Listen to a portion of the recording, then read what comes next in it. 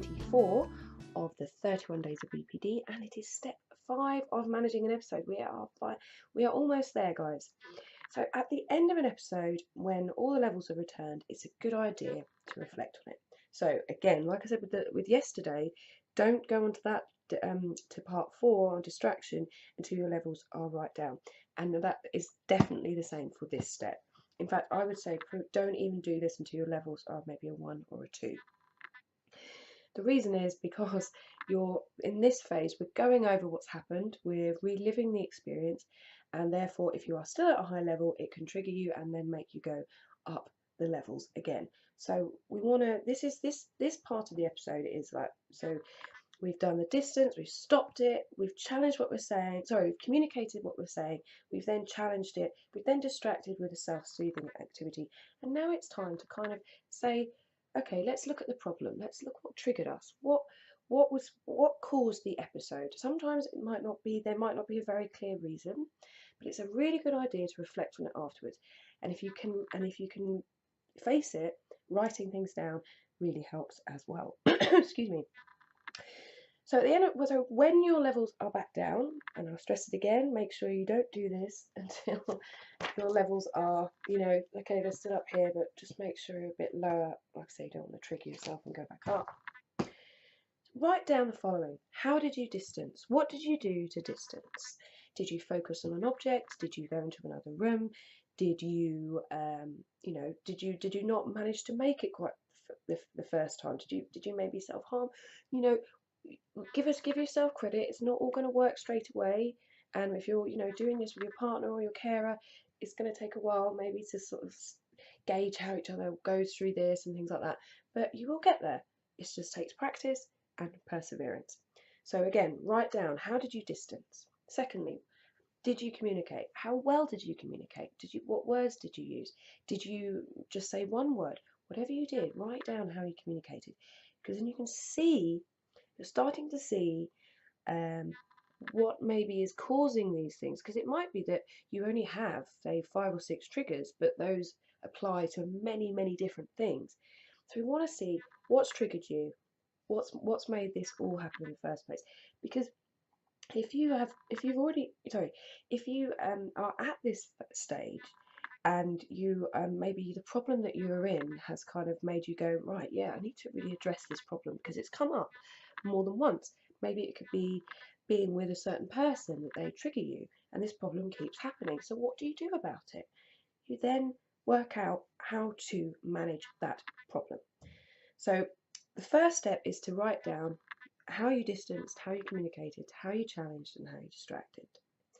If you have got to the point and you've done your challenging and you're distracting, and you actually feel, do you know what, that problem, I don't think that's going to happen again, and then maybe you don't need to do this. But however, the next step, if however you feel that you this problem is continually popping up for you, then that's when we go into the final phase, managing the problem.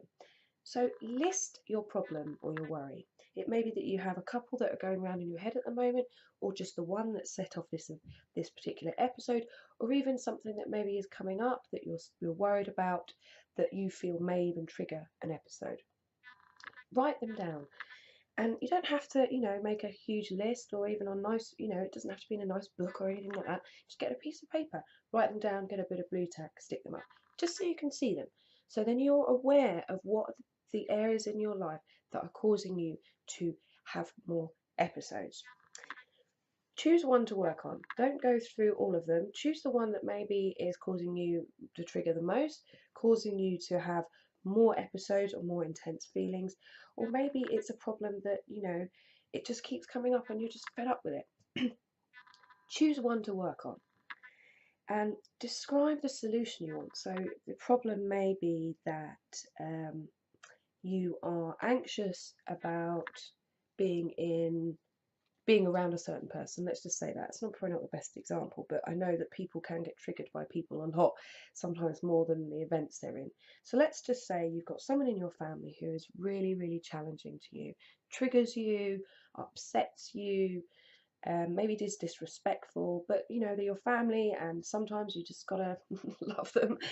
But brainstorm, like, what is the ideal way that you'd like to be with that person? Okay, you may not ever be best buddies, you may not ever see completely eye to eye, but what would be your ideal solution? Maybe to be able to be around that person without them triggering you. Maybe that's it. Or to be around that person without you getting upset by them and things like that. Whatever you think, just write down what your ideal solution is for that. And then after that, brainstorm some possible actions to reach the solution. Now, at that point here, I'm just going to say to you, have a think. What is something that's triggering you? What can cause your episode? Have a think. Pause the video if you need to. Have a think and write it down. And then I'm just going to, I've skipped ahead a bit by accident. So I just want you to pause it, write down your problem or your worry, and then we'll go through it. So you've got your worry, you've chosen it, and then now you are describing the solution you want. So what is the best way that you could be? How can this be achieved? Brainstorm the possible actions to reach this solution. So brainstorm them, write them down, see how you feel, and think, gosh, I've never thought of that. You might think of something and something may appear. You may even ask someone for advice, something like that. Possible actions. Then list advantages and disadvantages to each action. So that might be that pros and cons, if I speak to them in this way, I know that that's going to upset them, which will then upset me. So you need to make a little plan of action for it. Okay, and then the next point, choose an action. Choose which one you want to do. Choose which one you're going to go for next. It may be one or two, but choose your action.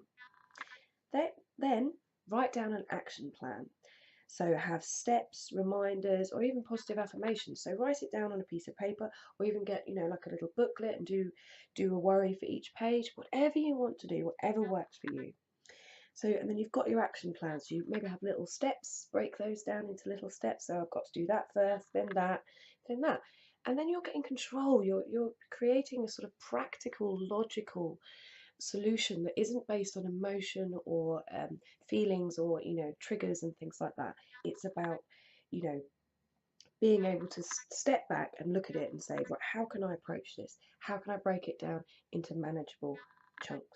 Then once you've done your action plan, you've got it all ready, looking amazing, rehearse the plan in your mind and then carry out the action plan. And finally, this is one of the most important things, review the results and make changes if you need it. So go out, try your action. Does it work? Did it work? If it didn't, maybe we can try something else differently next time.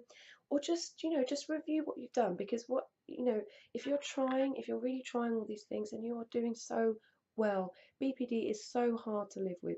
It is really debilitating sometimes, and people think you're mad, and people get annoyed because you're constantly living in this emotional place, and it is really hard. So bear with this, it takes time, but if you can do those 5 steps in the way that I've explained them, then hopefully that will really, really help you. So this was step 5. I will just go over the 5 steps one last time. Well, you're probably getting sick of me saying these words. So we go: distance, communicate, challenge, distract, manage problem. That is the end of managing an episode. Please join me tomorrow for day 25 when I will be talking about goal setting, which is a really interesting part. Thanks for watching. Please like and subscribe if you haven't already. Take care, and I will see you tomorrow. Bye now.